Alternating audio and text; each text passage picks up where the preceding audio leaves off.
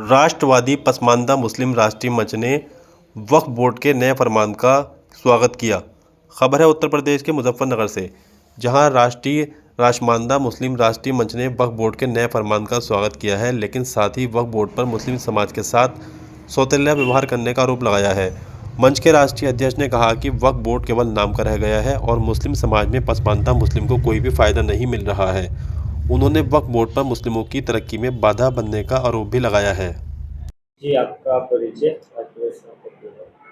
देखिए, मेरा नाम मोहम्मद शमशाद मीर है। राष्ट्रवादी पसमानदा मुस्लिम राष्ट्रीय मंच से राष्ट्रीय अध्यक्ष हूँ। आज एक प्रेस वार्ता रखी है। सबसे पहले तो जितने भी आप संपादक यहाँ पे आए हैं, तमाम मीडिया बंधुओं का मैं हार्दिक आभार करता हूँ और धन्यवाद करता हूँ कि आप लोगों ने दबे कुचले वर्ग की आवाज़ को समझा और आप सब यहाँ पर उपस्थित हुए। किस मसले पे आपने प्रेस कॉन्फ्रेंस? देखिए, जंतर मंतर में जो धरना प्रदर्शन हुआ है वक्फ बिल को लेकर, उस माध्यम में ये प्रेस कॉन्फ्रेंस रखी गई और इसमें हमारे कुछ सवाल है जो धरना कर रहे हैं उन लोगों से हैं। असदुद्दीन ओवैसी जी से हैं, इमरान मसूद जी से हैं, मौलाना असद मदनी साहब से हैं। इन लोगों से हमारे कुछ सवाल है। हमारा पहला सवाल ये है कि आज तक, आज़ाद भारत से लेकर आज तक वक्फ बोर्ड के पास इतनी संपत्ति है और वक्फ बोर्ड रजिस्टर्ड संपत्ति में भारत का तीसरा नंबर है, जिसमें आर्मी से भी ज़्यादा संपत्ति है, रेलवे से भी ज़्यादा संपत्ति है। और इतनी संपत्ति होने के बाद इन्होंने मुस्लिम दबे कुचले वर्ग के लिए, पसमानदा मुसलमानों के लिए कितने काम किए। जैसे कि पहला सवाल मेरा ओवैसी साहब से है।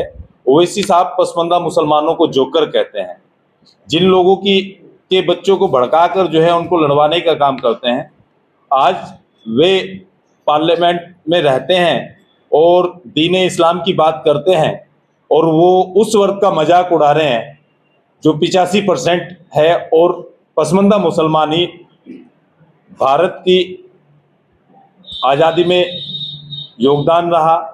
और पसमानदा मुसलमान वो समाज है जो कन्वर्टेड मुस्लिम है, जो आज़ाद भारत में अपनी पहचान आज तक बना नहीं पाए।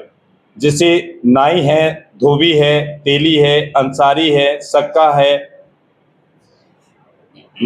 मंसूरी है, ऐसी अनगिनत बिरादरियां है जिनको सिर्फ न लाभ मिला न सम्मान मिला, केवल वोट बैंक के आधार पर इन लोगों ने इस्तेमाल करने का काम किया है। ये जो प्रदर्शन चल रहा है, इससे क्या दिक्कत है? क्या लोगों को कुछ फायदा होगा? तो ये प्रदर्शन दिल्ली में जनता मंच चल रहा है। देखिए, ये लड़ाई जो ये लड़ रहे हैं, ये लड़ाई मुसलमानों की लड़ाई नहीं लड़ रहे हैं, दबे कुचले वर्ग की लड़ाई नहीं लड़ रहे हैं। ये लड़ाई उन लोगों की लड़ रहे हैं जिन्होंने वक्फ की संपत्ति खा रखी है, जिनके पास वक्फ की प्रॉपर्टी है। असदुद्दीन ओवैसी पे वक्फ की बहुत बड़ी प्रॉपर्टी है, मौलाना मदनी साहब पे भी वक्फ की प्रॉपर्टी है। तो ये लोग आवाज क्यों नहीं उठाएंगे? देखो, मोदी जी का कहना है जिसने घोटाला किया है उसको जवाब देना पड़ेगा, उससे छीना जाएगा, उससे लिया जाएगा और मोदी है तो मुमकिन है। हमारे इन लोगों से सवाल है कि जब से वक्फ बोर्ड का गठन हुआ, वक्फ बोर्ड के गठन में जो भी प्रॉपर्टी ये उस पर अपना हक जमाते हैं तो उसमें कहीं कोई सुनवाई नहीं होती वक्फ बोर्ड के अलावा, जिससे कि ये अपना हक, अपनी मर्जी चलाते हैं उसमें। पहला ये सवाल है। दूसरा सवाल, आज़ाद भारत से आज तक वक्फ बोर्ड जब इतना मालदार है, इतनी संपत्ति इन लोगों के पास है, और ये संपत्ति इनकी खरीदी हुई संपत्ति नहीं है, ये उन लोगों के नाम की संपत्ति है जो यतीम है, मिस्कीन है, बेसहारा है, बेवा है, उन लोगों की संपत्ति है। और उन लोगों की संपत्ति के तहत ये लोग प्रॉपर्टी बेचते हैं और अपने हिस्से उसमें से निकालते हैं। और ऐसे कई सारे घोटालों का मैं खुलासा भी करूंगा। जनपद मुजफ्फरनगर में भी कुछ ऐसे मामले हैं। जिसके हमारा दूसरा सवाल इन लोगों से ये है कि आज़ाद भारत से अब तक वक्फ बोर्ड के द्वारा कितनी बच्चियों की शादी कराई गई है। तीसरा सवाल हमारा ये है कि वक्फ बोर्ड के द्वारा कितनी यूनिवर्सिटी खोली गई है। पांचवा सवाल हमारा ये है, वक्फ बोर्ड के द्वारा कितने अनाथालय खुले हैं, वक्फ बोर्ड के द्वारा कितनी गरीब बच्चियों की शादी की गई है, वक्फ बोर्ड के द्वारा कितनी बेवाओं की पेंशन बनी है, वक्फ बोर्ड के द्वारा कितने दबे कुचले वर्ग के जो पसमानदा मुसलमान हैं उन लोगों के बच्चों के लिए क्या ये रोजगार के प्रावधान इन लोगों ने बनाए?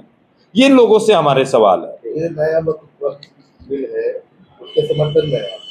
देखिए, वक्फ का जो नया बिल आया है वो बहुत महत्वपूर्ण है, हम उसका समर्थन करते हैं, क्योंकि उसका समर्थन हम इसलिए करते हैं, जो नया बिल है उसमें दबे कुचले वर्ग की बात की जा रही है, दबे कुचले वर्ग के अधिकारों की बात की जा रही है। जो लोग इस बिल का विरोध कर रहे हैं, उनके विरोध में आप किसी करते हैं? हाँ, जो लोग इसका विरोध कर रहे हैं और जंतर मंतर पे धरना प्रदर्शन दे रहे हैं, हम उनके विरोध में प्रेस कॉन्फ्रेंस कर रहे हैं और जनता के पत्रकारों के सामने खुले मंच पे इन लोगों को चैलेंज देते हैं कि आप आए और डिबेट करें। और जो हमने सवाल खड़े किए हैं असदुद्दीन ओवैसी जी से, इमरान मसूद साहब से, मौलाना मदनी साहब से, देखिए हम इस्लाम के विरुद्ध नहीं है, हम नियमों के विरुद्ध है। जो काम समाज का होना था वो नहीं हुआ, इन्होंने सिर्फ अपनी जेबें भरने का काम किया है। जो मुतवली बनता है वो अपनी जेब भरता है, या जो सरकार में चेयरमैन आता है वो अपनी जेब भरता है। हम धन्यवाद करते हैं सादाब शम्स जैसे, जो वक्फ बोर्ड में रहकर गरीब यतीमों की बात करते हैं, बेवाओं की बात करते हैं, बेसहाराओं की बात करते हैं।